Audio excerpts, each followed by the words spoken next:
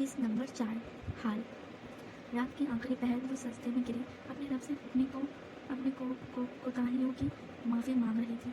मुसलसल बहते आंसू उसके चेहरे के साथ मसले को भी भिगो रहे थे।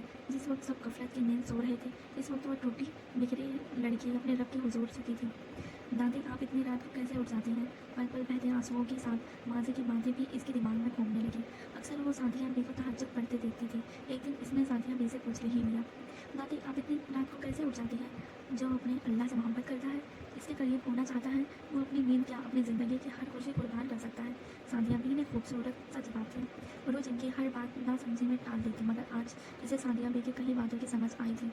कितना सुकून था इस एक पल में, जब वो अपने रब के हुजूर चुकी थी। सजदे में सर झुकाए से महसूस हो रहा था जैसे इस वक्त रब सिर्फ इसका हो। और फिर इस दिन के बाद हर रोज़ तहज्जुद पढ़ने लगी। इसने ज़मीन से अपने थप्पड़ के माफ़ी मांगने का भी इसने जैन से अपने थप्पड़ की माफ़ी मांगने का भी सोचा था, मगर इस दिन के बाद अब तक इसका सामना दोबारा जैन से नहीं हुआ। रोज़ अपना बैग संभालती फ्लैट लॉक करके लिफ्ट की तरफ बढ़ी। अदम पहले ही कॉलेज जा चुकी थी। लिफ्ट में कदम रखते ही इसका सामना जैन से हुआ, जो हर बार की तरह ब्लैक पैंट शर्ट पहने, जेबों में हाथ डाले हसास बसास सा खड़ा था। रोज़ ने एक सरसरी सी नज़र इस पर डाली और एक तरफ खड़ी हो गई। जैन ने इसे देखने तक की जहमत नहीं की थी। चंद लम्हे खामोशी की नज़र हो गई। रोज़ को समझ नहीं आ रही थी वो बात का आगाज़ कैसे करे। मैं शराब नहीं पीता। लिफ्ट में जैन की संजीदता आवाज़ गूंजी। रोज़ ने हैरत से इसे देखा। इसे जैन से ऐसी बात की तवक्को नहीं थी। अच्छी बात है। वो धीरे से कहती लिफ्ट के दरवाजे पर नजरें टिकाई। जैन ने गर्दन मोड़ कर इसे देखा, जो सपाट सा चेहरा लिए खड़ी थी। वो खुद भी नहीं जानता था इसने ऐसा क्यों कहा। मैं काफिर भी नहीं हूँ, इसने संजीदगी से कहा। रोज़ इसकी इस बात पर शर्मिंदा होती सर झुका गई। एक मुसलमान को काफिर कहना हराम है, और जो एक मुसलमान को काफिर कहता है, इसका वो कहा जुमला इसी पर लौट जाता है। जैन सपाट सा कहता इससे जंजोलों के जाद में छोड़कर लिफ्ट से निकल गया। बाहर निकलते ही इसके चेहरे पर वही डेवर स्माइल रक्स कर रही थी। ईशा की नमाज के बाद उरूज अदन के कमरे में आ गई। अदन बेड पर बैठी मैं मेडिसिन खा रही थी। आपकी तबीयत तो ठीक है? उरूज ने फिक्रमंदी से पूछा। हाँ, ये तो बस रूटीन मेडिसिन है। अदन इसकी फिक्रमंदी पर मुस्कुराती बोली। Routine medicine? उरूज ने तसस्सुस से इसका कहा जुमला दोहराया। कुछ नहीं, छोड़ो इन बातों को, आओ यहाँ बैठो। अदन ने इसका जुमला नज़रअंदाज करते बेड की तरफ इशारा किया। रोज़ चलते हुए आकर बेड के पांधी पर टिक गई। वो आपका बेटा है? रोज़ की घूमती नज़रें एक तस्वीर पर टिक गई। हाँ, ये मेरा बेटा है, राहब। अदन का लहजा ममता से चूर था। मैं आई? रोज़ ने हिचकिचाते पूछा। अदन ने मुस्कुराकर सर हिला दिया। रोज़ तस्वीर उठाकर गौर से देखने लगी। एक पल के लिए इसे लगा इसने तस्वीर में मुस्कुराते बच्चे को कहीं देखा है। प्यारा है। रोज़ सभी सोचों को दिमाग से झटकती बोली। अदन इसकी बात पर गहरा मुस्कुराई। रोज़ देखो, मुझे गलत ना समझना, अदन ने सजाती बोली। वो तस्वीर को छोड़ अदन को देखने लगी। जो कुछ तुमने मुझे बताया है, मानती हूँ तुम्हारे साथ गलत हुआ, मगर तुम्हें यहाँ नहीं आना चाहिए था। तुम्हें नहीं लगता तुम भी अपनों के साथ जाती कर रही हो? अदन ने संजीदगी से पूछा। अदन की बात पर उसी मुस्कुराहट से उठी। मुझे जो सही लगा मैंने वही किया, इसने नजरें चुराए सपाट से अंदाज में कहा। लेकिन तुम्हें यूँ यहाँ नहीं आना चाहिए था। अभी भी वक्त, मुझे इस बारे में बात नहीं करनी। रोज़ ने अदन की बात काटी। इसके चेहरे पर बला की संजीदगी थी। अदन खामोशी से इसका चेहरा ताकने लगी। कुछ पल यूं ही खामोशी की नज़र हो गई। क्या एक मुसलमान एक काफिर से दोस्ती कर सकता है? रोज़ के गैर मुतवक्का सवाल पर अदन ने चौंक कर इसे देखा। जो लोग हमारे अल्लाह और रसूल को नहीं मानते, मुझे नहीं लगता इनसे दोस्ती रखनी चाहिए। अदन ने जवाब देने के बजाय राय दी। फिर भी अदन चंद लम्हे खामोशी से इसका चेहरा ताकती रही। एक मुसलमान के साथ दिली लगाव नहीं होना चाहिए। अदन ने इंतहाई संजीदगी में कहकर आसान लफ्ज़ों में इसे समझाया। रोज़ की आंखें बेख्तियार नम हुई। अदन ने इसके हाथ पर अपना हाथ रखकर इसे तसल्ली दी। रोज़, मैं ये नहीं कहती तुम अपने दोस्तों को भूल जाओ, तुम इनके लिए दुआ करो। क्या पता तुम्हारी मांगी गई दुआएं कबूल हों और अल्लाह इन्हें इस्लाम का हिस्सा बना दे। अदन ने इसे तसल्ली दी। क्या एक काफिर के लिए मांगी गई दुआएं कबूल होती हैं? रोज़ ने ताज्जुब से पूछा। हर किसी के लिए मांगी गई दुआएं कबूल होती हैं। अल्लाह को अपना हर बंदा प्यारा है, मगर काफिर? रोज़ बेयकीनी से कुछ कहने लगी। अल्लाह को अपना हर बंदा प्यारा है, काफिर को अल्लाह नहीं। अदन इसकी बात समझती बोली। रोज़ उलझ गई। कुरान में साफ साफ लिखा है अल्लाह एक है, मोहम्मद सल्लल्लाहु अलैहि वसल्लम अल्लाह के रसूल हैं। ये एक मुसलमान मानते हैं क्योंकि वो कुरान पढ़ता है, इस्लाम दीन में पैदा हुआ होता है, मगर एक काफिर नहीं मानता। जानती हो क्यों? क्योंकि वो कुरान नहीं पढ़ता, और मेरा दावा है जिस जिस किसी नॉन मुस्लिम ने भी कुरान को तर्जुमे के साथ पढ़ा है वो इस्लाम का हो गया। रोज़ एकटक अदन का चेहरा देख रही थी। क्या मेरी दुआएं कबूल होंगी? वो खोए से अंदाज में बोली। किसी के लिए मांगी गई हिदायत की दुआ कभी रद्द नहीं होती। अदन के पास इसके हर सवाल का जवाब था। दुआ में यकीन होना चाहिए। जिन दुआओं में यकीन होता है वो मेरे रब की पसंदीदा दुआएं होती हैं। अदन ने मुस्कुरा कर कहा, आपकी दुआएं कबूल होती हैं? हाँ होती हैं। अगर होती हैं तो अब तक आपका बेटा आपको क्यों नहीं मिला? इसके लहजे में तंज नहीं था, मगर फिर भी अदन का चेहरा चेहरा उतर गया। कुछ दुआओं को वक्त लगता है कबूल होने में। अदन की आवाज़ किसी खाई से आती महसूस हुई। कितना वक्त? अदन खामोश रही। इसी खामोशी पर उर्वश दोबारा बोले, आपको लगता है आपका बेटा आपके पास वापस आएगा? आप फिर भी कभी इससे मिल पाएंगे? हाँ, मुझे पूरा यकीन है। जो दुआएं कबूल होने में वक्त लेती हैं वो मेरे रब की पसंदीदा दुआएं होती हैं, और मुझे इत्मीनान है मेरी दुआएं मेरे रब को पसंद है। अदन पर उम्मीद थी, और अगर ना आया तो ना जाने वो क्या जानना चाहती थी। तो मैं इससे जन्नत में मिलूंगी, और अगर आपका बेटा जन्नत में ना गया तो? रोज़ नहीं जानती थी वो क्या कह रही है। वो अनजाने में ही एक माँ को तकलीफ दे रही थी। तो मैं इसके साथ दोज़ख में चली जाऊँगी।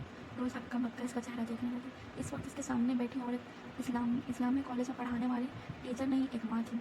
अदन की आंखों में नमी देख रोज़ को अपनी बात की नज़ाकत का एहसास हुआ। वो एकदम शर्मिंदा हुई। आई एम सॉरी, मेरा वो मतलब नहीं था।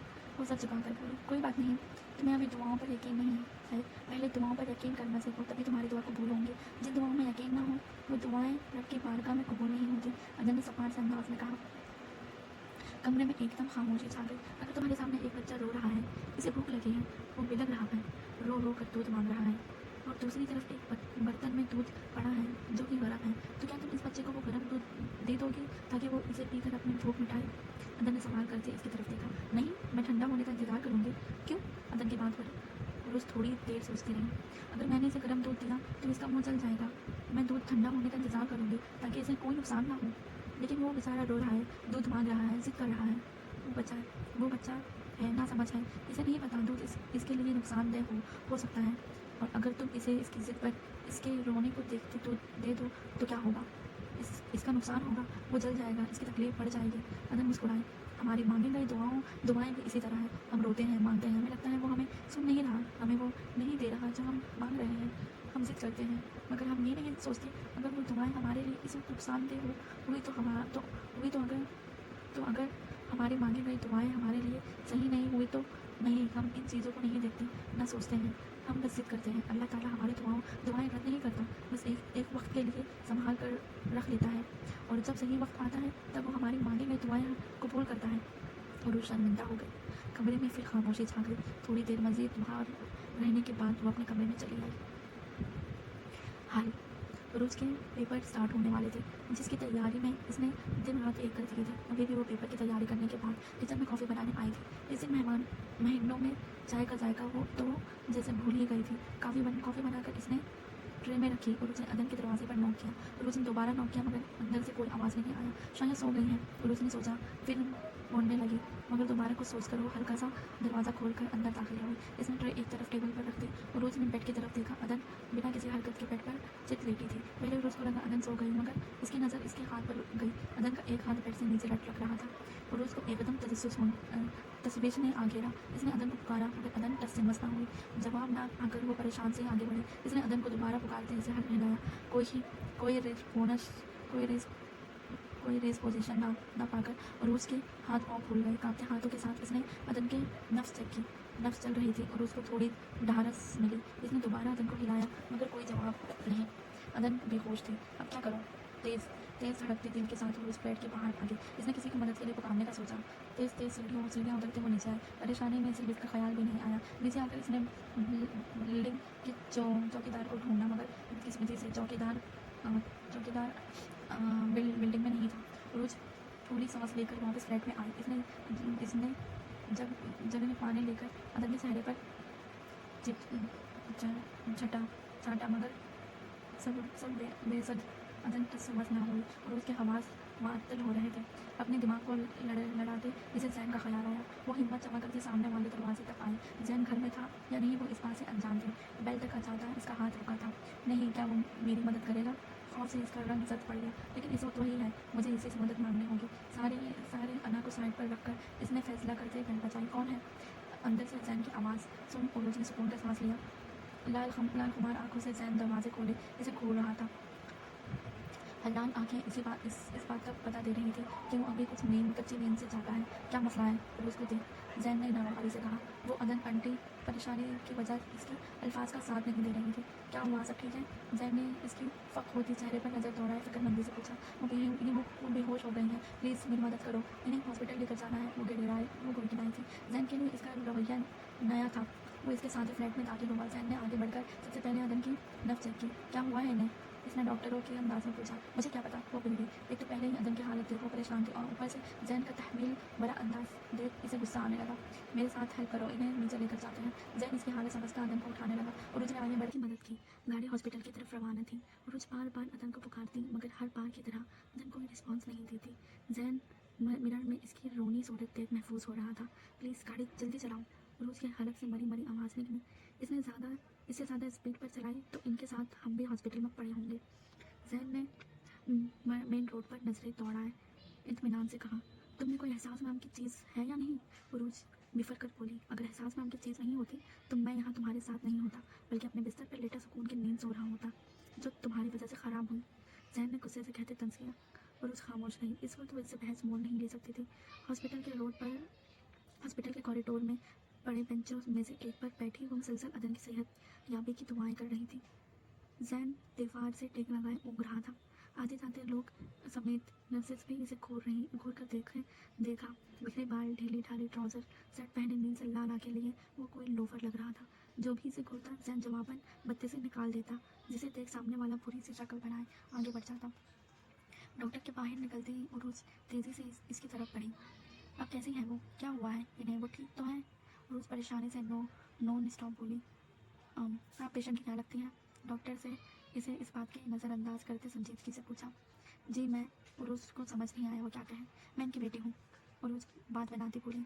जैन हैरानी से मुँह खोले इसे देखा। कितनी छोटी है ये। जैन बड़बड़ाया जब डॉक्टर ने इससे भी यही सवाल किया। आप पेशेंट के क्या लगते हैं? डॉक्टर ने इतनी संजीदगी से पूछा कि फौरी तौर पर गड़बड़ा गया। इसके जो मुंह में आया वो बोल गया। मैं इसका हस्बैंड मैं इसका हस्बैंड हूँ। जैन ने उरूज की तरफ इशारा किया। इसके बाद फिर उरूज का पारा हाई हो गया। इसके मुंह के बिगड़ते जाविये जैन को मज़ा देने लगे। आप लोगों को ज़रा सा एहसास है आपकी मदर और आपकी मदर इन लॉ की क्या कंडीशन है? डॉक्टर इंतहाई सख्त लहजे में इस पर बरसी। कि क्या क्या क्या क्या हुआ है डॉक्टर? और उसकी आवाज़ लड़खड़ा रही थी। इन्हें हार्ट प्रॉब्लम है। कब से? इसे अपनी आवाज़ किसी गहरी खाई से आती सुनाई दी। आई थिंक काफ़ी सालों से है। शायद वो मेडिसिन लेती रही थी इसलिए अभी तक स्टेबल थी, मगर अब मेडिसिन भी काम नहीं कर रही। डॉक्टर ने अपना लहजा हमवार रखते कहा। अगर ऑपरेशन करे तो वो पूरी तरह स्टेबल हो सकती है, मगर ऑपरेशन भी जल्दी करना होगा। कितने वक्त में ऑपरेशन करेंगे? और उसको एक उम्मीद नजर आई। 2 दिन में ऑपरेशन करना होगा। आप कुछ फॉर्म फिल कर दें और फिर हम ऑपरेशन की तैयारी शुरू करेंगे। बाकी डिटेल्स आपको नर्स बता देगी। डॉक्टर पेशेवर अंदाज में कहती आगे बढ़ गई। नर्स ने जो रकम उरूज को बताई वो सुनकर इसके पैरों तले ज़मीन निकल गई। वो तो एक मामूली होटल में काम करती थी, 8 लाख जैसी रकम कहाँ से लाती? 2 दिन थे इसके पास और इन 2 दिनों में इसे 8 लाख जमा करने थे, और अगर वो नहीं कर पाती तो आगे वो सोच नहीं सकती थी। वापसी में गाड़ी में मुकम्मल खामोशी का राज था। जैन ड्राइविंग करता एक आध नज़र इसके आंसुओं से तर चेहरे पर डालता। इन्होंने मुझे क्यों नहीं बताया? इसने कर्ब से सोचा। इन 3 महीनों में वो अदन से काफ़ी मायूस हो चुकी थी। घर पहुंचने के बाद भी वो सोफे पर सर झुकाए बैठी पैसे जमा करने की तरकीब सोच रही थी कि इसके दिमाग में एक धमाका हुआ। वो तेज़ी से उठकर अपने कमरे में गई। रोज ने अपनी अलमारी से एक छोटा सा मखमली डिब्बा निकाला। बेड पर बैठकर इसने डिब्बा खोला। डिब्बे में खूबसूरत सा डायमंड का हार था। इसने हार को बहुत मोहब्बत से डब्बे से निकाला। ये हार सरला की निशानी थी। रज़ा मीर ने सरला को यह हार शादी की पहली रात मुंह दिखाई पर तोहफे के तौर पर दिया था। सरला के बाद यह हार उरूज के पास था। इसने कभी इसे खुद से दूर नहीं होने दिया। जब भी कोई इनवाइट होता उरूज यही हार पहनती, मगर आज ये हार किसी की ज़िंदगी बचाने वाला था। हार पर प्यार से हार मारते इसके हाथ से एक आंसू निकलकर हार पर गिरा। तभी डोरबेल बजी। हार को ऐसे ही हाथ में पकड़े वो बाहर आ गई। हार टेबल पर रखकर इसने दरवाज़ा खोलकर हल्का सा सर बाहर निकाला। सामने ही जैन अब्बासी हाथ में एक सॉकेट लिए खड़ा था। जैन इसे देखते ही मुस्कुराकर हाथ हिलाने लगा। क्या है? रोज ने भन्नू से मुंह में सिगरेट सिकोड़ते कहा। खाना लाया हूँ तुम्हारे लिए। टेंशन की वजह से तुमने खाया नहीं होगा, इसलिए सोचा मैं दे आऊँ। जैन ने लबों पर दिलकश मुस्कुराहट सजाए कहा और उसने इसके मेहरबानी पर आगे सिकोड़ा। मुझे भूख नहीं है। वो कतरे रूखेपन से कहती दरवाज़ा बंद करने लगी। जैन ने तेज़ी से दरवाजे के दरमियान अपना पाँव अटका दिया। क्या बदतमीजी है ये? रोज गुस्से से बोली। खाना? जैन ने इसका गुस्सा नज़रअंदाज करते सौंपर इसके आगे किया। खाना नहीं चाहिए, मगर अब मैं लाया हूँ तो लेना तो पड़ेगा। नहीं खाना मैं खाऊं, भले ही फेंक दो, मगर लेना तो पड़ेगा। वो ज़िद्दी अंदाज में बोला। आज इतनी मेहरबानी कैसे? इसने मशकूक नज़रों से इसे घूरा। वो क्या है ना, आज मेरा नेकी करने का दिल कर रहा था, तो सोचा किसी भूखे को खाना खिला दूँ, इसलिए तुम्हारे लिए खाना ले आया। जैन ने खस्सा जताने वाले अंदाज में कहा। अगर नेकी कमाने हैं तो कहीं और जाकर कमाओ, मगर अभी मुझे अकेला छोड़ दो। और उस कांटदार आवाज़ में कहती दोबारा दरवाज़ा बंद करने लगी, मगर जैन का पैर अभी भी वहीं था। अब क्या है? मुझे झुलाकर बोली। खाना? वो डिटाई से बोला। नहीं चाहिए खाना। वो हत्थे से उखड़ी। अगर कुछ खाओगी तभी अपनी इन मुंहबोली माँ का ख्याल रख पाओगी। इस बार जैन ने नरमी से कहा। उरूज ने बिना कुछ कहे हाथ बढ़ाकर खाना थाम लिया। थैंक्स। वो धीरे से मनमनाई। थैंक्स की ज़रूरत नहीं है, एक कप कॉफ़ी पिला दो। वो दिलकश से मुस्कुराया। उरूज ने घूर कर इसे देखा। ऐसे क्या देख रही हो? तुम्हारी इतनी हेल्प की है, एक कप कॉफ़ी नहीं पिला सकती? जैन मासूमियत से बोला। उरूज ने ना चाहते हुए भी इसे अंदर आने दिया। जैन जेबों में हाथ डाले इस सीटी बजाता अंदर दाखिल हुआ। यहाँ बैठ जाओ और किसी चीज़ को हाथ मत लगाना। उरूज इतनी सख्ती से हिदायत करती किचन में चली गई। जैन इधर उधर नजरें दौड़ाता सोफे पर बैठ गया। इसके फ्लैट की नस्बत ये फ्लैट काफ़ी साफ़ सुथरा था। यूं ही नज़रें घुमाता इसकी नज़र टेबल पर पड़े हार पर पड़ी। इसने सीटी बजाते जल्दी से हार उचक लिया। वाओ! जैन सरताइज भरी नज़रों से हार को देखते बड़बड़ाया। रोज़ कॉफ़ी का कप लिए किचन से निकली जब इसकी नज़र जैन के हाथ में पकड़े हुए हार पर पड़ी। मैंने कहा था ना किसी चीज़ को हाथ मत लगाना। इसने गुस्से से कॉफ़ी का कप टेबल पर रखते जैन के हाथ से हार छीना। कहाँ से चुराया है? वो कॉफ़ी का कप उठाते सबके अंदाज में बोला। इसकी बात पर उरोज आग बगोला हो गई। चुराया नहीं है, मेरी मम्मा का है। तुम्हारी मम्मा का? जहाँ तक मुझे पता है न तुम्हारी कोई मम्मा है और ना ही तुम इतनी अमीर हो कि डायमंड का हार खरीद सको। तुम शक्ल से ही गरीब लगती हो। जैन इसका मजाक उड़ाता मज़े से कॉफ़ी की सिप लेने लगा। ये आज से 22 साल पहले लिया था और ये मेरी मम्मा की आखिरी निशानी के तौर पर मेरे पास है। पुरुष लफ्ज़ों पर जोर देती बोली। इतना गुस्सा क्यों कर रही हो? वैसे कॉफ़ी अच्छी बनी है। वो टांग पर टांग रखे जलाने लगा। तुम अपनी कॉफ़ी ख़त्म करो और जाओ यहाँ से, मुझे अभी कहीं जाना है। पुरुष अपना लहजा मुहावरा करती बोली। अगर तुम्हें कहीं जाना है तो मैं छोड़ देता हूँ। जैन ने फ़ौरन पेशकश की। नहीं, मैं खुद चली जाऊँगी, पुरुष इनकार करती बोली। देख लो रात का वक्त है और तुम्हारे पास जेवर भी है, अगर किसी ने चुरा लिया तो? इसे डराने वाले अंदाज में कहा। तुम्हें कैसे पता ये जेवर बाहर लेके जा रही हूँ? रूस हैरत से बोली। इसमें कौन सी बड़ी बात है? ऐसी सिचुएशन में इस हार का यहाँ होना कोई भी समझ सकता है। जैन ने लापरवाही से कहा। जैन कॉफ़ी ख़त्म करते खड़ा हुआ। मैं तुम्हें ले जा सकता हूँ जहाँ तुम चाहो। जैन ने दोबारा पेशकश की। उरूज ने कुछ सोचते इसकी पेशकश कबूल कर ली। सुनार की दुकान पर पहुँचकर उरूज ने हार सुनार को दिखाया। सुनार के रसीद मांगने पर उरूज परेशान हो गई। मेरे पास रसीद नहीं है। चोरी का है? सुनार ने पान मुंह में रखते कहा। सुनार की बात पर पास खड़े जैन की हंसी निकल गई। उरूज इसे इग्नोर करती बोली। अगर आप लेंगे तो बता दें, वरना मैं किसी और शॉप पर दे दूंगी। अरे मैडम जी, बिना रसीद के तो आपसे यह हार कोई नहीं लेगा, बल्कि उल्टा पुलिस बुला लेगा। सुनार ने पान की पिचकारी पास पड़े गुलदान में डाली। उरूज ने नागवार नज़रों से इसकी हरकत देखी। उरूज इसकी बात पर सोच में पड़ गई। जैन इससे बेनियाज दुकान में घूम रहा था। देखिए मैडम, अब आप बता दें, ये हार बेचना है या नहीं? उरूज ने आंखों पर लगा चश्मा ठीक करते जुबान लबों पर फेरी। जी बेचना है, पर वो ज़रा हिचकिचाई। मैं यह हार मजबूरी में पान बेच रही हूँ। क्या आप मुझे कुछ वक्त देंगे?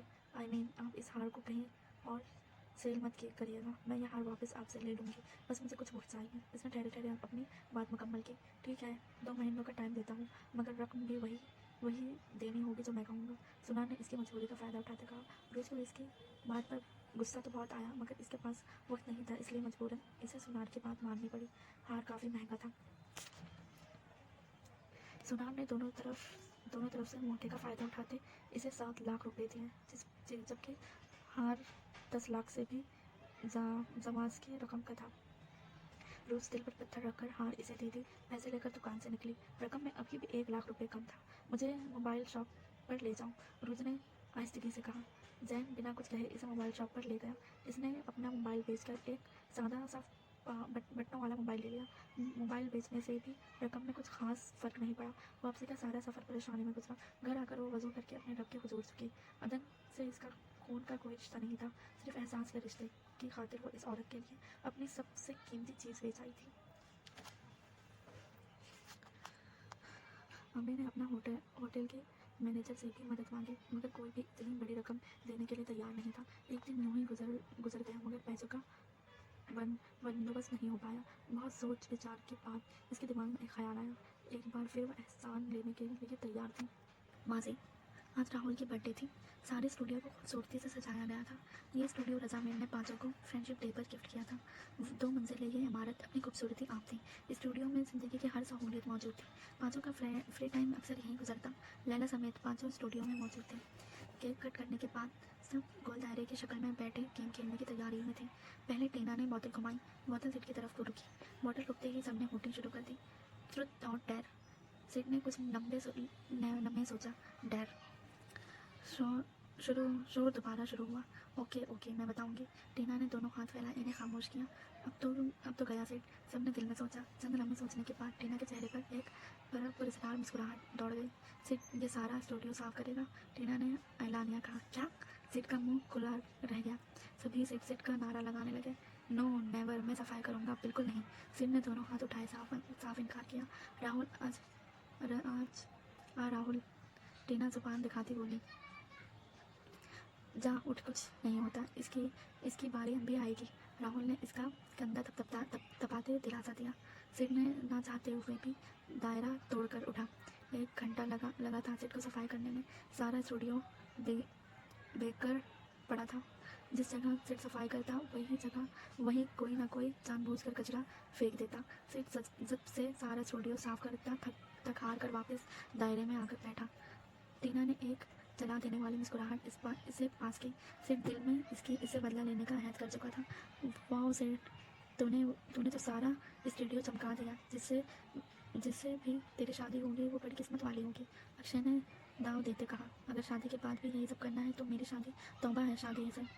सिख ने दोनों कानों को हाथ लगाया। सब इसकी बात पर हंस दिए। गेम एक बार फिर स्टार्ट हो गई। इस बार सिड ने पूरी कोशिश की कि बोतल टीना की तरफ रुके, लेकिन बोतल लैला की ओर रुकी। सिवाय उरोज के सबने वोटिंग की। ट्रुथ और डेयर। ट्रुथ, लैला ने सोचते कहा। मैं पूछूंगी। उरोज ने सबको खामोश करवाया। राहुल से पहले तुम्हारी कितनी बवाए बॉयफ्रेंड थे? उरोज ने मगरूर लैला का चेहरा देखते पूछा। अबे ये कैसा सवाल है? राहुल ने दबे दबे गुस्से से कहा। बाकी तीनों भी हैरानी से उरोज का चेहरा देख रहे थे। रिलैक्स रहा, सिर्फ सवाल किया है। उरोज इत्मीनान से बोली। पर ये अच्छा सवाल नहीं। Rahul is my first love and boyfriend का मैंने कभी सोचा भी नहीं था मुझे किसी से प्यार होगा। लैला ने राहुल का हाथ थामे। इसकी आंखों में आंखें डाले मोहब्बत से चूर लहजे में कहा। जहाँ लैला का जवाब सुन तीनों ने वोटिंग की, वहीं राहुल के अंदर तक का सुकून पहुँच गया। उरूज ने गहर बरसाती निगाह लैला पर डाली। इसका बस नहीं चल रहा था लैला का खूबसूरत चेहरा बिगाड़ दे। कितनी सफाई से झूठ बोल दिया। उरूज ने मसनूई मुस्कुराहट लगोगा से चाहते हुए चल जा। यहाँ तो रोमांटिक सीन चल रहा है। राहुल और लैला के होनवाज एक दूसरे को देखने पर टीना ने शरारत से कहा। दोनों मुस्कुराते नजरें हटा गए। गेम दोबारा शुरू हुआ। बॉर्डर उरूज की तरफ रुकी। आबे आबे का नारा पूरे स्टूडियो में गूंजा। ट्रुथ और डेयर। ट्रुथ, उरूज ने मुस्कुराते कहा। ओके, तो मैं पूछूंगा। अक्षय की आवाज़ पर सब खामोश हो गए। तो आबे, अगर तुम्हारी एक विश पूरी की जाए तो क्या होगी? ये कैसा सवाल है? फिर ने कहा। अरे यही तो सवाल है, इतने बड़े बिजनेसमैन की बेटी जिसकी हर ख्वाहिश बिन कहे पूरी हुई हो, जिसे किसी चीज़ की कमी नहीं, अगर इसे ऐसा मौका मिले तो वो क्या मांगेगी? अक्षय की बात पर सबने इसे दिल में दुआई दी। एक बार फिर आबे का शोर बुलंद हुआ। ओके ओके, बताती हूँ। रोज ने कानों पर हाथ रख के सबको खामोश करवाया। रोज कुछ देर की खामोशी के बाद बोली। अगर मेरी एक दुआ कबूल हो तो मैं अपने रब से कहूँगी मेरे दोस्तों को मुसलमान कर दे। उरूज ने मुस्कुराते ठहरे लहजे में कहा। इसके बाद सुन चारों मोचक्का रह गए। इस वक्त वो उरूज से मुझसे किसी भी बात की तवक्को कर सकते थे सिवाय इसके और जो उरूज कह चुकी थी। ये कैसा जवाब है? चंद लम्हों बाद टीना की हैरत में डूबी आवाज़ आई। अक्षय ने जो पूछा मैंने इसका जवाब दिया, बस। उरूज ने नजरें चुराते कहा, अबे क्या हमारी दोस्ती में ऐसी चीज़ें मैटर करती हैं? राहुल ने नाराज़गी से कहा, मैंने अपने सवाल का जवाब दिया है, बस। उरूज इतना ही बोल पाई। लैला लापरवाही से बैठी इनकी बातें सुन रही थी। फिर भी अबे तुम्हारी नज़र में ये सब क्यों? हमें तो कोई एतराज़ नहीं कि तुम मुसलमान हो। हमने तो कभी नहीं कहा तुम अपना दीन छोड़कर हमारे धर्म में आ जाओ। फिर तुम क्यों? सिर्फ खौफगी से बोला, तुम लोग जानते हो तुम्हारा धर्म गलत है। और उसने धीमे से कहा, वॉट डू यू मीन गलत है?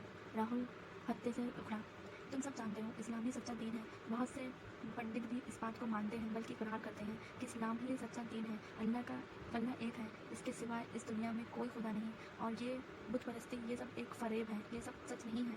इतने सालों की दोस्ती में आज पहली बार उरूज ने कोई ऐसी बात की थी। इनफ आबे, जानती भी हो क्या बोल रही हो? राहुल दड़ाए तोड़कर गुस्से से उठा। दायरा तोड़कर गुस्से से उठा। बाकी सब भी अपनी अपनी जगह से खड़े हो चुके थे। हम में से आज तक किसी ने कहा कि तुम्हारा दीन छोटा है और तुम्हारा खुदा भी। अच्छा, स्टॉप राहुल। रोज इसकी बात काटती दरस्ती से बोली, हाउ डेयर यू, हिम्मत कैसे हुई तुम्हारी मेरे दीन के बारे में अपने मुंह से ऐसे अल्फाज निकालने की? ये बात याद रखो, तुम लोगों से ज़्यादा प्यारा मुझे मेरा दीन है। बात करते करते इसकी सांस उथल पुथल हुई। अपने दीन के बारे में सुना नहीं गया और हमें कह रही थी। राहुल तंज या हंसा, सबको अपने दीन और धर्म से प्यार है, जैसे तुम्हें और हमें। राहुल का लहजा जरा धीमा हुआ। लैला समेत तीनों खामोशी से इनके तकरार सुन रहे थे। लेकिन तुम्हारा धर्म सच्चा नहीं है। रोज इसे समझाने की कोशिश करती मैं मन बनाई, नहीं हम नहीं जानते क्या सच्चा है और क्या झूठा, लेकिन मुझे ये लगता है कि तुम्हारा दिमाग ख़राब हो गया है। जो इतने सालों की दोस्ती में हम आज तुम्हें गलत नजर आ रहे हैं। राहुल ऐसी बात नहीं है, मेरी बात समझने की कोशिश करो। रोज ने अपना लहजा हमवार रखते कहा, आई थिंक ये मेरी बर्थडे का बेस्ट गिफ्ट था, चलो लैला। राहुल एहतियातन हंसा। हंसते लैला का हाथ पकड़कर वहाँ से चला गया। उरूज इसे रोकना चाहती थी, मगर इसकी जुबान से एक अल्फाज नहीं निकला। तुम लोग तो समझो मेरी बात, प्लीज़। उरूज तीनों की तरफ देख मुल्तजारे हुए। तीनों की नाराज़ निगाहें उरूज पर थी। मुझे लगता है हमें कुछ दिन एक दूसरे से नहीं मिलना चाहिए, यह बेहतर रहेगा, अक्षय कहता वहाँ से चला गया। पीछे ही टीना और सिर्फ स्टूडियो से निकले। उरूज बेबसी से इन्हें जाते देख रही थी। ये पहली लड़ाई थी जो इनके बीच हुई थी। हाल जैन गहरी नींद सो रहा था जब मुसलसल बजती बैल ने इसकी नींद खराब कर दी। वो गुस्से से फनकारता उठा। दरवाज़ा खोलने पर सामने उरूज को खड़ा देख जैन अपने गुस्से पर कंट्रोल करके बोला, तुमने क्या मेरी नींद खराब करने की कसम खा रखी है? मुझे तुम्हारी हेल्प चाहिए। उरूज गड़बड़ाती बोली, अभी नहीं मिल सकती, बाद में आना। वो अपनी जमुआई रोककर दोबारा दरवाज़ा बंद करने लगा जब उरूज की आवाज़ पर रुका। प्लीज़, टाइम नहीं है मेरे पास, वो अल्तिजाई लहजे में बोली। इसने गहरी नज़रों से उरूज को देखा। अंदर आ जाओ। जैन साइड पर हुआ। उरूज वहीं खड़ी रही। आ जाओ अंदर खा नहीं जाऊँगा। नहीं, अगर खाना होता तो कल रात जब तुम्हारे घर आया था तभी खा लेता। वो तंज करता मुड़ा। उरूज ना चाहते हुए भी अंदर आ गई। अंदर की हालत बेहद बुरी थी। जगह जगह कपड़े बिखरने पड़े थे। खाने के बर्तन को इलेक्ट्रॉनिक्स की बोतल्स। फ्लैट को देख के लगता था कई दिनों से इसकी सफाई नहीं हुई। बैठो। जैन सोफे की तरफ इशारा करता बोला। उरूज ने एक नज़र सोफे को देखा जहाँ कपड़े बिखरे हुए पड़े थे। नहीं, मैं यहीं ठीक हूँ। जैन ने सोफे पर बड़े कपड़े समेट कर बैठने फेंकने वाले अंदाज में कमरे में रखा। हाँ बताओ, क्या बात करनी है मुझे? सुना ही वो जताने वाले अंदाज में बोला। वो मैं मुझे। उरूज हकलाती बोलने की कोशिश करने लगी। जल्द बोलो, तुम्हें क्या? जैन तंग कर बोला। वो मुझे कुछ पैसे चाहिए थे, हॉस्पिटल की रकम को कम पड़ रही है, मैं जल्दी वापस लौटा दूंगी अगर तुम मुझे दे दो तो। शुरू में तेज़ी से कहते आखिर में धीमी से बोली। जैन ने गहरी नज़रों से इसका जायज़ा लिया जो दोनों हाथों की उंगलियां मोड़ रही थी, किसी मुजरिम की तरह सर झुकाए खड़ी थी। कितने पैसे चाहिए? जैन के बाद जैसे इसके अंदर नई जिंदगी फूंक गई थी। इसने झट सर उठाकर हैरत से इसे देखा। ऐसे लगा था जैन इनकार कर देगा। ऐसी हैरानी से क्या देख रही हो? इंसानियत के नाते मैं इतना तो कर ही सकता हूँ। और वैसे भी मैं कोई नशा मुफ्त दे रहा हूँ, वापस लूँगा। मैं कौन सा मुफ्त दे रहा हूँ, वापस लूँगा। जैन ने खासे जताने वाले अंदाज में कहा। कितने पैसे चाहिए? इसने दोबारा अपना जुमला दोहराया। 1 लाख, वो अजलत में बोली। जैन उठकर अपने कमरे में चला गया। वापस आने पर इसके हाथ में 1 लाख रुपए थे। ये लो। जैन ने पैसे इसके आगे बढ़ किए। उरूज हिचकिचाते हाथ बढ़ाकर पैसे पकड़ने लगी जब जैन ने हाथ वापस खींचा। पहले ये बताओ, वापस कब दोगी? जैसे ही मेरे पास आएगा मैं वापस कर दूँगी। इसने अपने हाथों को वापस खींचा। एक वक्त बताओ, तुम्हारा क्या पता? तुम्हारे पास सारी ज़िंदगी ना आए, फिर क्या मैं सारी ज़िंदगी इन पैसों के इंतज़ार में बैठा रहूँगा? जैन ने तमखैसर भरे अंदाज में बोला। तुम बताओ, कब तक वापस दो? उरूज ने अपना लहजा नॉर्मल रखते कहा, तुम्हारी हैसियत के मुताबिक मैं 3 महीने देता हूँ, 3 महीनों में मुझे पैसे वापस चाहिए। इसने दोबारा पैसे इसकी तरफ बढ़ाते कहा, थैंक्स। उरूज ने पैसे थाम कर कहा, थैंक्स की ज़रूरत नहीं, अब तुम छोटे लोगों की मुसीबत में हम बड़े लोग काम नहीं आएंगे तो कौन आएगा। इसने मजाक उड़ाते कहा, इस बात से बेखबर के सामने खड़ी लड़की इससे 100 गुना ज़्यादा अमीर है। अगर इसकी मजबूरी ना होती तो वो कभी प्लीज़ से पैसे ना लेती, मगर इस वक्त किसी की ज़िंदगी का सवाल था, इसलिए वो अपनी अना साइड में रखते इससे मदद मांगने आई थी। इसके बात का जवाब दिए बिना उरूज इसके फ्लैट से बाहर निकल गई। उरूज की बाहर निकलते ही जैन के चेहरे पर शैतानी मुस्कुराहट दौड़ गई। ऑपरेशन के पैसे जमा करवा कर इस वक्त वो अदन के कमरे में बैठी थी। हाँ, मुझे बेटी जैसे कहती हैं और इतनी बड़ी बात मुझसे छुपाई, इसने शिकवा करते कहा। आपने ये बात ना बताकर साबित कर दिया कि बेटी कहने और होने में फ़र्क होता है। उरूज ने भर्राई हुई आवाज़ में कहा, आज ही सारे गिले शिकवे करने हैं। अदन नकाहत से मुस्कुराए। आपको डर नहीं लग रहा? मौत से कैसा डर, ये तो एक अटल हकीकत है जिसे कोई झुठला नहीं सकता। अदन ने धीमी आवाज़ में इसकी बात का जवाब दिया, आपको कुछ नहीं होगा, ठीक हो जाएंगे आप। उरूज तड़प कर बोली, अगर मुझे कुछ हो भी जाए तो कोई परवाह नहीं। बीमारी की वजह से अदन की आवाज़ कमज़ोर सी हो गई। ऐसे कैसे कुछ हो जाए? अभी तो आपकी दुआ भी कबूल होनी है, अभी तो आपको अपने बेटे से भी मिलना है, बस जल्दी से ठीक हो जाए। उरूज ने आंसू पोंछते मुस्कुरा कर कहा, ऑपरेशन के पैसे कहाँ से आएंगे? जानती हो ना कितने पैसे लगेंगे। आप इसकी फिक्र मत करें, पैसे जमा करवा दिए हैं, आप बस अपने ऑपरेशन के लिए तैयार हो जाएं। इतने सारे पैसे कहाँ से आए? अदन ने हैरानी से पूछा। वो सब आप छोड़ें, बस यूँ समझ लें अल्लाह ताला ने कोई वसीला बना दिया। रोज़ टालती बोली, क्या तुमने अपने घर? अदन कहती रही, रुकिए, नहीं, मैंने वहाँ कोई रब्ता नहीं किया। मैंने कहा ना, आप बस छोड़ें और ख़ुद को मेंटली तौर पर ऑपरेशन के लिए तैयार करें। अब आप रेस्ट करें, सुबह आपका ऑपरेशन है, मैं आपके लिए दुआ करूँगी। पुरुष मुस्कुरा कर कहती वहाँ से उठ गई। इसकी मुस्कुराहट के पीछे छिपा कर अदन की आंखों से पोशीदा नहीं रहा। अदन ने दुख से इसे कमरे से निकलते देखा। सारी रात इसके हॉस्पिटल के कॉरिडोर में गुजरी। सुबह ही अदन को ऑपरेशन के लिए ले जाया गया। अदन को ऑपरेशन थिएटर में ले जाने से पहले डॉक्टर उरूज के पास आई। ये फॉर्म में साइन कर दें। और आपके हस्बैंड कहाँ हैं? डॉक्टर ने एक पेपर उरूज को थमाते पूछा। मेरे हस्बैंड? उरूज ने पेपर पकड़ते नासमझी से कहा, जी आपके हस्बैंड, वो जो उस दिन आपके साथ आए थे। उरूज ज़मीन को फरामोश कर चुकी थी। उरूज जैन को फरामोश कर चुकी थी। डॉक्टर के बाद पर इसे जैन की इस दिन वाली बात याद आई। उरूज जी यहाँ नहीं है, उरूज गड़बड़ा कर बोली। कहाँ है? इन्हें इस वक्त आपके पास होना चाहिए था। लेडी डॉक्टर ने हैरानी से कहा, क्या इनका होना ज़रूरी है? आपके साइन चाहिए और आपके हस्बैंड के भी। ऑपरेशन बड़ा है, अगर कुछ ऊँच नीच हो जाए तो। डॉक्टर ने अपना मुद्दा सामने रखा। जी वो आउट ऑफ सिटी है। और उरूज ने झूठ का सहारा लिया। ओके, आप यहाँ साइन कर दें ताकि हम ऑपरेशन शुरू करें, डॉक्टर संजीदगी से कहा। उरूज ने साइन करके पेपर डॉक्टर को पकड़ा दिया। देखें आपके पेशेंट के ऑपरेशन की कामयाबी के चांसेस 40% है। मैं आपको कोई झूठा दिलासा नहीं दूंगी। इस वक्त आपकी मदद को दुआओं की सख्त ज़रूरत है। बाकी हम अपनी पूरी कोशिश करेंगे। डॉक्टर ने उरूज के कांधे पर हाथ रख के नरमी से कहा, जी डॉक्टर। उरूज से बस इतना ही बोला गया। डॉक्टर अपनी बात के कार्रवाई से चले गए। उरूज वहीं पास पड़े बेंच पर बैठ गई। ढेरों दुआएं इसके लबों से निकल रही थी। आंसू तो उतर इसकी आंखों से बह रहे थे। रात भर की थकन लेकर वो वहीं बेंच पर सो गई। ना जाने वो कितनी देर सोई जब इसकी आंख खुली। ऑपरेशन थिएटर की लाइट लाल ही थी। नींद से बेतार होते ही इसके लब दोबारा हिलने लगे। कितनी शिद्दत से इसके दिल से दुआएं निकल रही थी, ये बस वही जानती थी। अदन के अल्फाज इसके कानों में गूंज रहे थे। तुम्हें अभी दुआओं पर यकीन नहीं है? अल्लाह को वो दुआएं पसंद है जिसमें यकीन हो। अदन के लफ्ज़ों की गूंज के साथ इसके दिल से शिद्दत से दुआएं निकल रही थी। इस वक्त कोई होश नहीं था। इसने कभी माँ का प्यार नहीं देखा था। इसके बाबा दादी ने ही इसे पाला पोसा था। इसकी मौजूदगी में इसे कभी माँ की कमी महसूस नहीं हुई, मगर आज जब वो इनसे दूर थी इसे शिद्दत से माँ की कमी का एहसास हुआ था। और इसने अदन में अपनी माँ को देखा था। वो इसे खोना नहीं चाहती थी। रोज़ के लब मुसलसल हिल रहे थे। ऑपरेशन थिएटर के बाहर लिखी बातें सब हुई और वो सब झुकाए बैठी थी। दरवाज़ा खुलने की आवाज़ पर उरूज तेज़ी से डॉक्टर की तरफ बढ़ी। डॉक्टर, ना जाने इस एक लफ्ज़ में कितना खौफ था। इसकी सारी दुआएं, सारी उम्मीदें इस एक लफ्ज़ पर टिकी थी। डॉक्टर ने इसके कंधे पर हाथ रखा और मुस्कुराते हुए सर हिला दिया। एक लफ्ज़ क्या, एक इशारा ही काफ़ी था इसे ये बताने के लिए कि इसका रब लम्हे लम्हे इसके साथ था। इसकी सारी दुआएं कबूल हुई थी। इसे लगा जैसे इसके सीने से मनो बोझ उतर गया। या अल्लाह, वह इख्तियार इसके लबों से निकला था। चंद पल पहले रुके आंसुएं दोबारा बार तोड़कर बाहर निकलने लगे। आपकी मदर को रूम में शिफ्ट कर रहे थे। अभी होश में आने में वक्त लगेगा, मगर जैसे ही होश आया हम आपको बता देंगे, तब आप अपनी मदर से मिल सकती हैं। डॉक्टर पेशावार अंदाज में कहती आगे बढ़ गई। वो झूठ दीवार से लगी खड़ी थी, एकदम बाहर बाहर भागी।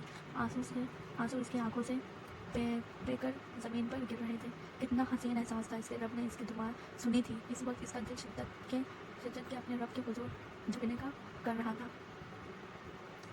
टैक्सी के जरिए वो घर आई। पूरे रास्ते इसके आंसू बह रहे थे। बुलंद बिल्डिंग में दाखिल होकर फ्लैट के बजाय वो लिफ्ट के बजाय वो सीढ़ियों से दौड़ती हुए ऊपर आई।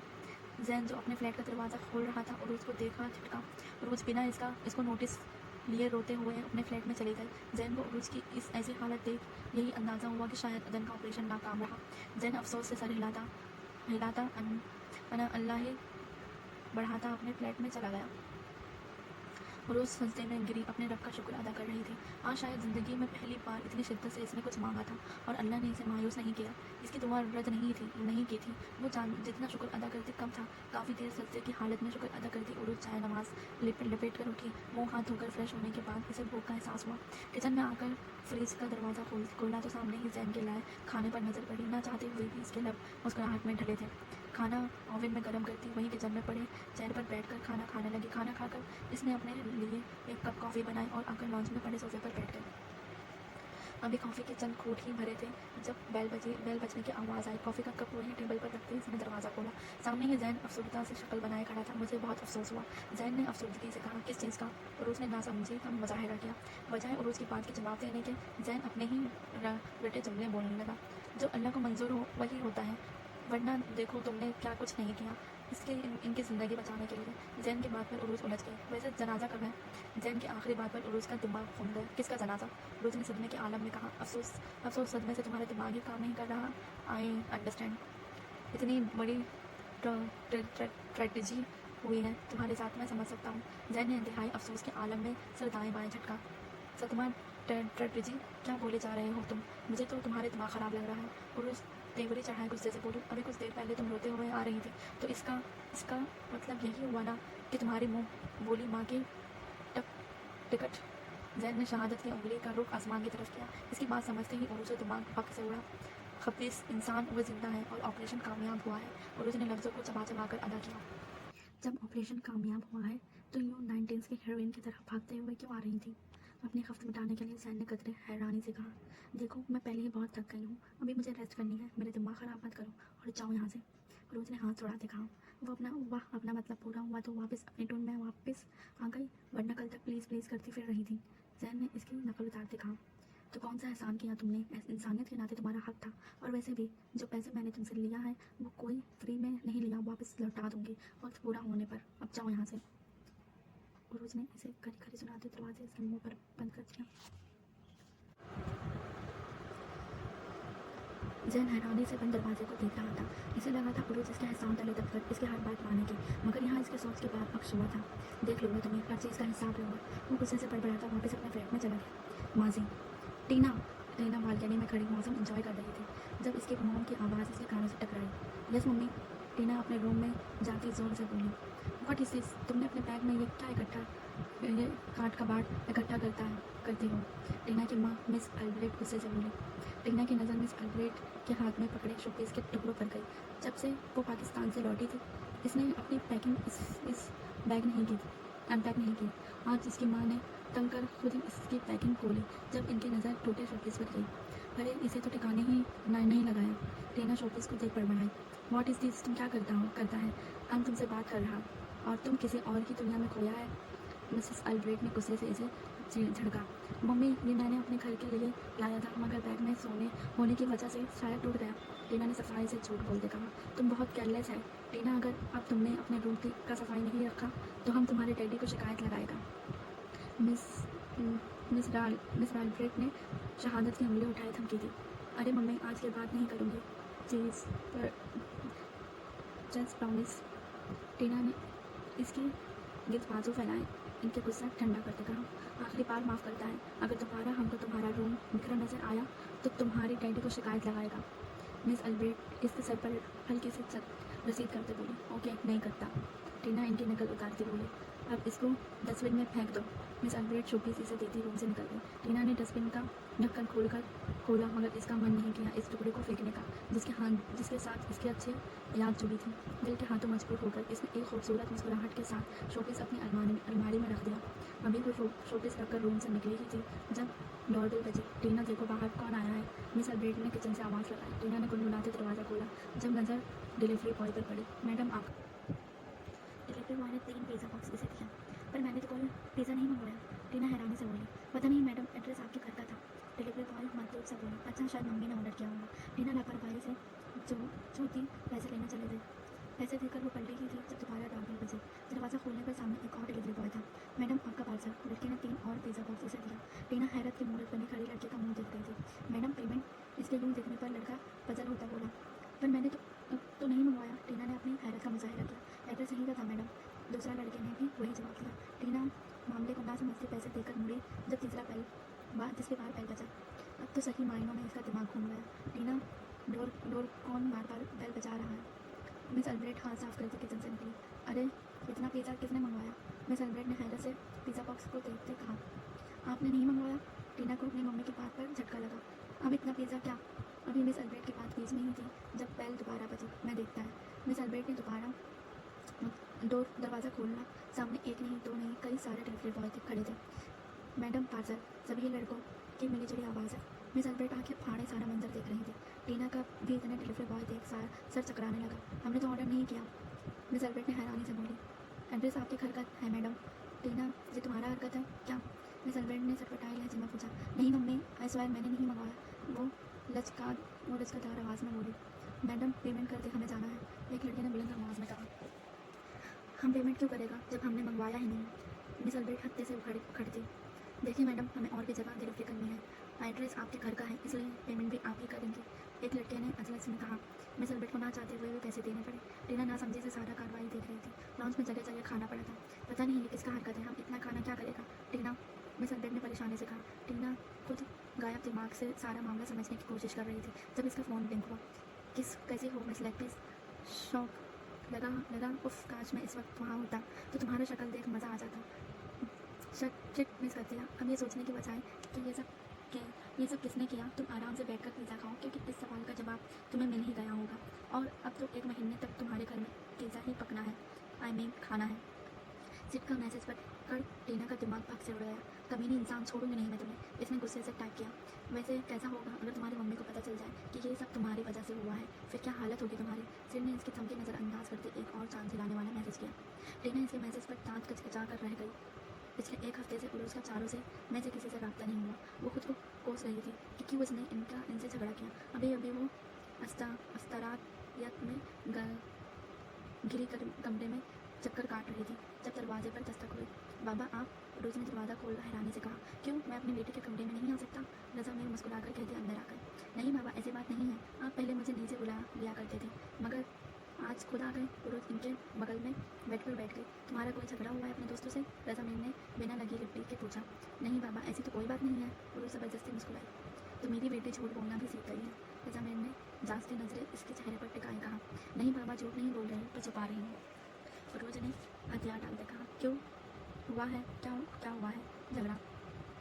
रज़ा ने इसे साथ लगाए नरमी से पूछा। रोज सारी बात इनके कोश गुजार थे। कुछ देर की खामोशी के बाद रज़ा बोली। देखो परी, हम ज़बरदस्ती किसी को अपने दिन में नहीं ला सकते। और दूसरी बात ये कि हम जानते हैं अल्लाह एक है।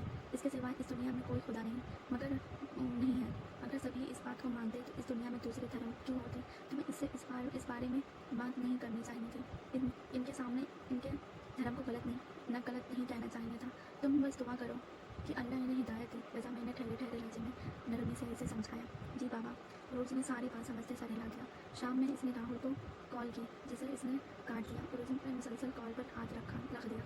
5 कॉल पर राहुल ने फ़ोन उठा लिया। दोनों तरफ चंद लम्हे खामोशी रही। चंद लम्हों की खामोशी को उरुज की आवाज़ में तोड़ा। नहीं बोलो, क्यों फ़ोन किया। राहुल के लहजे में नाराज़गी के साथ छलक रही थी। आई एम सॉरी, रोज ने प्यार से कहा। और कुछ वो बनाता सर के बोला। आई एम सॉरी, रोज ने वही जुमला दोहराया। सुन लिया मैंने। और कुछ, राहुल ने गुस्से से कहा। हाँ, आई एम सॉरी। तीसरी बार भी इसने वही कहा मगर इस बार के लहजे में शरारत थी। अभी मैं मजाक के मूड में नहीं हूँ, राहुल संजीदगी से बोला। हाँ तो मैं भी मजाक के मूड में नहीं हूँ, सीरियस सॉरी बोल रही हूँ। वो भी संजीदगी से बोली। बड़ी जल्दी ख्याल नहीं आया सॉरी बोलने का, राहुल ने तंज किया। हाँ तो तुम भी तो माफ़ी मांग सकते थे ना, गलती दोनों तरफ की थी, रोज ने दो टुक जवाब दिया। मैं क्यों माफ़ी मांगता, स्टार्ट तुमने किया था, मैंने नहीं, राहुल भी इसी के अंदाज में बोला। अच्छा बाबा अब ख़त्म करो, सॉरी बोल तो दिया है मैंने, रोज हार मानती बोली। सोचता हूँ, इसने जताने वाले अंदाज में कहा।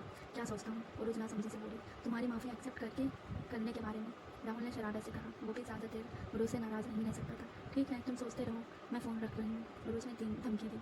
ओके तुम्हारा सॉरी एक्सेप्ट हो चुका है, राहुल एलानिया बोला। इनको भी मनाने में मेरी मदद करो, रोज बनते जाए वो हुई। वो तुम्हारा मसला है, खुद ही मनाओ, राहुल ने साफ इनकार किया। क्या मेरी हेल्प नहीं करोगे, रोज ने मिस्किन सी आवाज़ में कहा। शाम को स्टूडियो में मिलते हैं, वहीं सबको मना लेना, राहुल इसे सताने का इरादा तर्क करता बोला। ओके से यू इन द इवनिंग, रोज ने कहकर फ़ोन रख दिया। अब वो परसुकून होकर बेड पर लेटी थी। शाम में स्टूडियो पहुंचकर पुरुष ने थोड़ी मेहनत के बाद इन्हें मना ही लिया। तीनों नाराज़ कम और नाराज़ होने की एक्टिंग ज़्यादा कर रहे थे। सिट का टीना से लिया गया बदला का सुन हंस कर लोटपोट हो रहे थे। टीना सिट को देखती बस दांत खिचखिचा कर रहे थे। इसे धमकी मिली थी, अगर टीना ने इसे हाथ लगाया तो मिस अल्ब्रेट को बता देगा। चलो चलो गाइस क्लब चलते हैं, टीना ने अपनी बोरियत दूर करने के लिए कहा। नो मेरा बिल्कुल मूड नहीं है किसी क्लब जाने को, रोज ने उकताए लहजे में साफ इनकार किया। ठीक है तुम मत जाओ, तुम्हारी जगह हम लैला को ले लेंगे, टीना ने इसे चुराने के लिए कहा था, मगर अपनी जगह लैला का सुन रोज के दिलों दिमागों में करंट लगे। हाँ इसे ही ले लो, जाओ मेरी जगह इसे ही अपनी फ्रेंड बना लो, रोज ने अपना लहजा नॉर्मल रखने की कोशिश की मगर नाकाम रही। रिलैक्स आबे, टीना मजाक कर रही थी, तुम तो सीरियस हो गई, सिर ने इसका गुस्सा देखते फ़ौरन कहा। अपने लहजे का एहसास होते ही रोज नॉर्मल हुई। सॉरी टीना, पता नहीं आजकल क्या हो जाता है मुझे, रोज ने माजरत करते टीना के गाल खींचे। तुम आजकल कुछ ज़्यादा ही गुस्सा नहीं करती, टीना ने अपने गाल सहलाते टकी नज़रों से उसे घूरते कहा। हाँ आबे आजकल तुम काफ़ी परेशान रहती है, मैंने फिक्रमंदी से पूछा। कुछ नहीं बस रिजल्ट की टेंशन है, पुरुष ने नजर चुराते कहा। रिजल्ट तो हर साल ही आता है, पर पहले तुमने टेंशन नहीं ली, राहुल ने जताने जाग से नजरों से इसे देखा। अरे मामा सेकंड लास्ट ईयर है, थोड़ी बहुत टेंशन तो होगी ना, इसने मसनूई मुस्कुराहट चेहरे पर सजाई। टेंशन लेने से क्या होगा, डोंट वरी, तुम ही फर्स्ट आओगी, मेरी दुआ हमेशा तुम्हारे साथ है, अक्षय ने बड़े बुजुर्गों की तरह कहा। अगर तुम्हारी दुआएं इतनी ही कबूल होती तो तुम खुद फर्स्ट क्यों नहीं आते, और उसके करारे से जवाब पर सभी मुस्कुराते। तुम्हारे होते हुए हमें फर्स्ट आने की क्या ज़रूरत, अक्षय डिटाई से बोला। चलो क्लब चलते हैं, टीना की दोबारा क्लब वाली रेड पर उरूस समेत सभी स्टूडियो से निकले। क्लब पहुंचने पर इनका सामना लैला से हुआ। लैला को वहां देखकर पुरुष को बिल्कुल अच्छा नहीं लगा।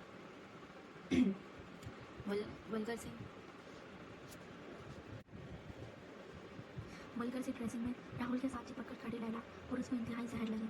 मैं रेस्टरूम से होकर आती हूँ, रोज टीना के कान में सरगोशी करके रेस्टरूम की तरफ चली गई। रेस्टरूम के करीब पहुंचकर रोज की नज़र एक जगह टिक गई।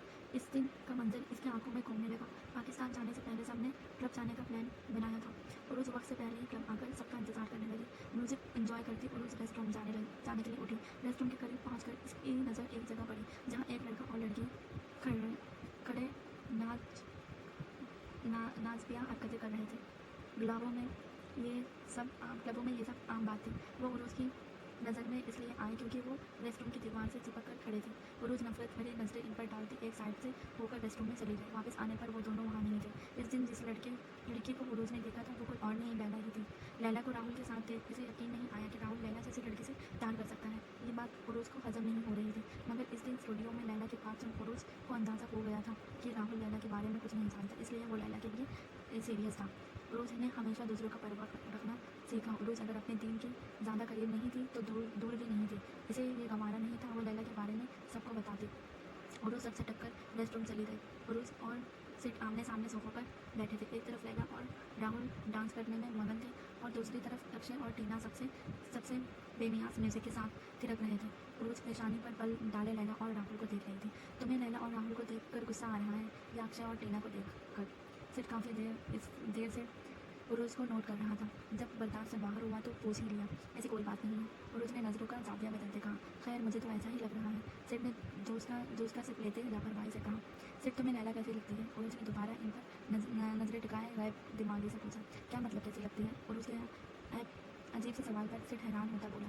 आई मीन राहुल के लिए तुम्हें नहीं लगता राहुल और लैला की जोड़ी परफेक्ट नहीं है, उरूज इनसे नजरें हटाकर सिड को देखने लगी।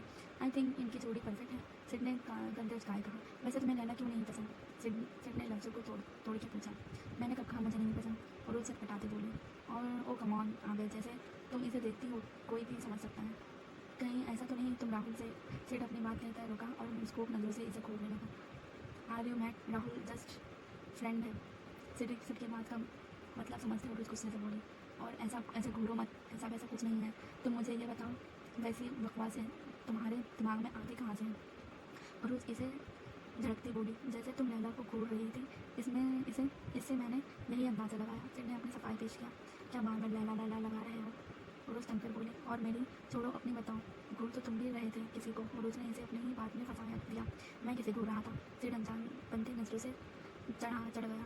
ज़्यादा बनो मत, मैं जानती हूँ आजकल तुम्हारे ख्याल टीना के लिए कुछ बदले हैं। साफ साफ बताओ सब। रोज ने संजीत की सख्ती से पूछा।